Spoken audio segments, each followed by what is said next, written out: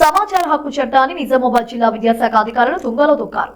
నిజామాబాద్ జిల్లా డిచ్చల్లి మండలానికి చెందిన కట్టా నరేష్ నాయక్ పోడ్ గాండ్ల రామచంద్ర అనే ప్రభుత్వ ఉపాధ్యాయునికి సంబంధించి సమాచారాన్ని విద్యాశాఖ అధికారులు కోరగా ప్రభుత్వ ఉపాధ్యాయుడైన గాండ్ల రామచంద్రను కాపాడడానికి తప్పుడు సమాచారం ఇస్తూ సమాచార హక్కు చట్టంను నిర్వీర్యం చేస్తూ సమాచార హక్కు చట్టం వినియోగదారులను మోసం చేస్తూ సమాచార హక్కు చట్టాన్ని నిర్వీర్యం చేస్తూ భారత రాజ్యాంగం దేశ ప్రజలకు ప్రశ్నించే హక్కును ఒక వజ్రాయుధంలాగా కల్పిస్తే విద్యాశాఖ అధికారులు మాత్రం చట్టాన్ని తుంగలోకి తొక్కి బుట్ట దాఖలు చేస్తున్నారన్నారు. గాండ్ల రామచంద్ర అనే ఓ వ్యక్తి ఒక ప్రభుత్వ ఉద్యోగి అయినప్పటికీ కుల సంఘాల జిల్లా అధ్యక్షుడని చెప్పుకుంటూ కలెక్టరేట్ వద్ద ధర్నాలు చేస్తున్న అధికారులు ఆయనపై చర్యలు తీసుకోవడంలో నిర్లక్ష్యం చేయడం అక్రమాలకు నిదర్శనంగా కనబడుతుంది.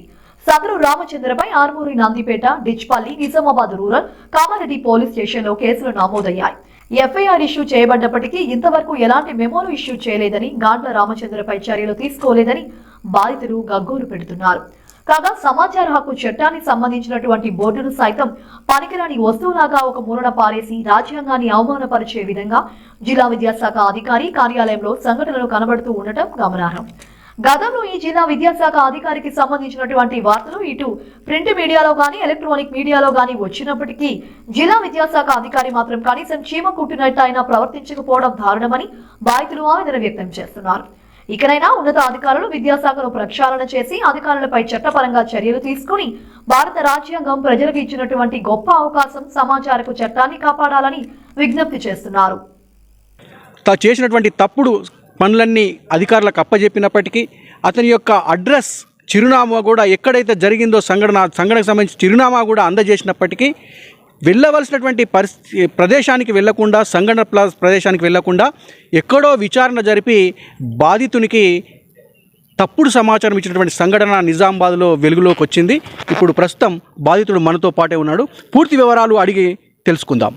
నరేష్ గారు, చెప్పండి, అసలు ఏం జరిగింది? ఏ శాఖకు మీరు ఫిర్యాదు చేశారు? ఎవరి మీద ఫిర్యాదు చేశారు? మేము సమాచార హక్కు చట్టం కింద జిల్లా కలెక్టర్ నిజామాబాద్ గారికి మేము ప్రజావాణిలో కూడా మేము ఫిర్యాదులు ఇవ్వడం జరిగింది. ఈ ఫిర్యాదుల పైన జిల్లా కలెక్టర్ గారు ఏం చర్యలు తీసుకున్నారని చెప్పేసి సమాచార హక్కు చట్టం సెక్షన్ 7(1) కింద మేము దరఖాస్తులు కూడా చేయడం జరిగింది. ఆ దరఖాస్తులకు సంబంధించిన సమాచారాన్ని నేరుగా డిఈఓ గారికి కూడా మేము అడగడం జరిగింది.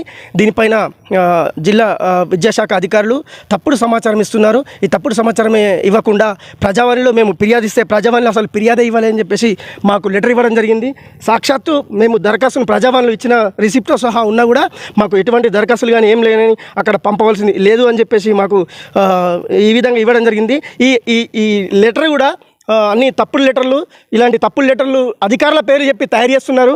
దీనికి సాక్షాత్తు డిచ్పల్లి మండల్ ప్రజా పరిషత్ ఎంపీడీఓ పేరు మీద ఒక దొంగ లెటర్ని స్వయంగా డిఓ గారు, ఎంఈఓ గారు మరియు గాండ్ల రామచంద్ర అనే ఒక హెడ్ మాస్టర్ వీళ్ళంతా కుట్రపూరితంగా ఇలాంటి దొంగ పేపర్లు తయారు చేసి సమాచార హక్కు చట్టం కింద దరఖాస్తులు కోరుతున్న దరఖాస్తుదారులకు తప్పుడు సమాచారం ఇస్తున్నారని చెప్పేసి మేము స్వయంగా జిల్లా కలెక్టర్ గారికి కూడా మేము ఫిర్యాదు చేయడం జరిగింది.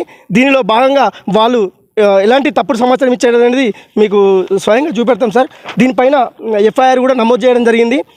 ఆర్మూర్ స్టేషన్లో ఈ జరిగిన సంఘటనకు సంబంధించి ఒక ప్రభుత్వ ఉపాధ్యాయుడి అక్రమాలకు పాల్పడుతున్నాడు, కుల సంఘం పేరు చెప్పి ఈ విధంగా అక్రమాలకు పాల్పడుతున్నాడని చెప్పేసి మేము మీడియాలో వార్తా కథనాలు రాయడం జరిగింది. బాధితుల ఇచ్చిన సాక్ష్యాల మేరకు ఈ ఆధారాలను, ఈ సాక్ష్యాలను స్వయంగా మేము జిల్లా కలెక్టర్ గారికి మరియు డిఓ గారికి మేము అందజేయడం జరిగింది.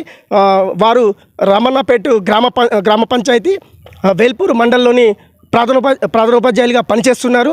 అటువంటి సమాచారం ఇచ్చినా కానీ మాకు అక్కడ పనిచేస్తారనే ఉద్దేశంతో తప్పుడు సమాచారం ఇచ్చిన ఎంఈఓ గారు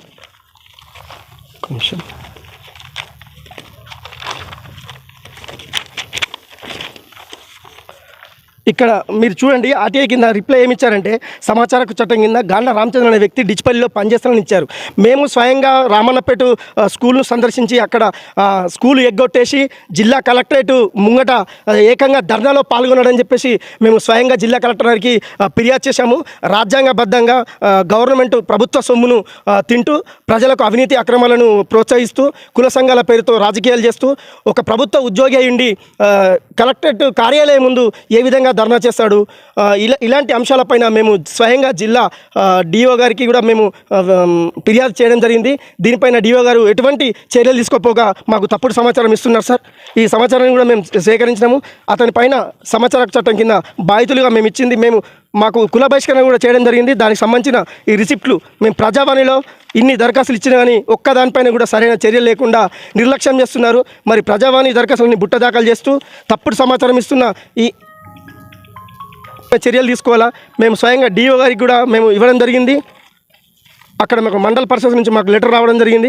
మా అడ్రస్తో సహా డీటెయిల్స్ ఇచ్చాము. అయినా కానీ మీ డీటెయిల్స్ ఎటువంటి చిరునామా మీరు ఇవ్వాలి అని చెప్పేసి అన్నారు.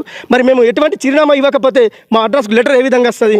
ఇలాంటి తప్పుడు పత్రాలు, బోగస్ పత్రాలు సృష్టించి సమాచార హక్కు చట్టం కార్యకర్తలను తప్పుదోవ పట్టిస్తున్న అధికారులపైన సత్వరమే చర్యలు తీసుకోవాలా.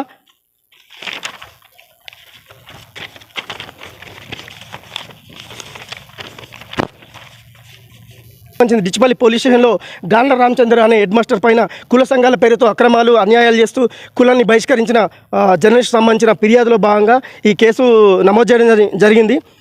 కేసు ఎఫ్ఐఆర్ నెంబర్ 191 2003లో ఈ కేసు కూడా నమోదైంది. ఈ కేసులు కూడా వాపా తీసుకోవాలంటూ ఇప్పుడు మా కులంలో కొంతమంది సభ్యులను వాళ్ళను మభ్యపెడుతూ మా మీదకి గొడవలకు ఉసిగొలుపుతున్నారు.